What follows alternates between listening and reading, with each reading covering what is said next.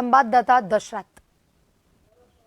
दशरथ 16वीं राजस्थान विधानसभा का बजट सत्र जारी है। आज प्रश्नकाल के दौरान कई सवालों की गूंज विधानसभा में देखी गई और कई विधायकों के सवालों पर मंत्री जवाब देते हुए भी नजर आए। कौन कौन से वो मुद्दे आज विधानसभा में छाए रहे? देखिए, विधानसभा के प्रश्नकाल की अगर बात करें तो प्रश्नकाल में 2-3 महत्वपूर्ण सवाल सामने आए और एक सवाल जब रोहित बोरा की तरफ से लगाया गया था, खासकर जो प्रशासन गांव के संग शहरों के संग जो अभियान के तहत पट्टे मिलने थे, कईयों के पट्टे वंचित रह गए, उसको लेकर सवाल लगाया गया था। उस सवाल के जवाब में जब मंत्री खर्रा की तरफ से जवाब दिया गया, उसमें कहीं न कहीं दोनों के बीच में हल्की तीखी नोकझोंक देखने को मिली। खर्रा की तरफ से ये कहा गया कि प्रदेश में पट्टों के दौरान कई तरह की अनियमितताएं हुई और कई पत्रावलियां तक भी गायब हुई। खर्रा ने यहां तक भी कहा कि राजाखेड़ा के अंदर तकरीबन 32 लाख रुपए का करीब गबन हुआ, 3 लोगों के खिलाफ एफआईआर हुई, 2 लोग उसमें अरेस्ट हुए, उसके बाद कोर्ट से बरी हो गए। बहरहाल इसको लेकर रोहित बोरा की तरफ से ये कहा गया कि मैंने जो सवाल पूछा था उसका आंसर नहीं आया है, जबकि सवाल का आंसर दूसरा है। इसको लेकर सदन के अंदर हंगामा रहा।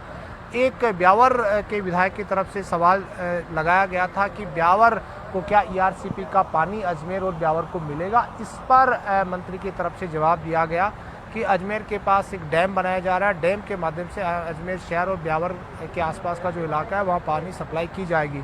उनकी तरफ से यह भी कहा गया कि क्या ईआरसीपी का नाम प्रधानमंत्री नरेंद्र मोदी के नाम से किया जाएगा। इस पर मंत्री की तरफ से जवाब दिया गया कि इस तरह का कोई प्रस्ताव अभी विचाराधीन नहीं है। बहरहाल आज की अगर बात करें तो प्रश्नकाल की कार्यवाही पूरी हो चुकी है और आज चिकित्सा और मेडिकल जैसे महकमे पर जो डिमांड है उन पर चर्चा होगी। सत्ता पक्ष के और विपक्ष के सदस्य अपनी अपनी बात मेडिकल और चिकित्सा का जो विभाग है उससे रखेंगे और देर शाम मंत्री की तरफ से जवाब दिया जाएगा।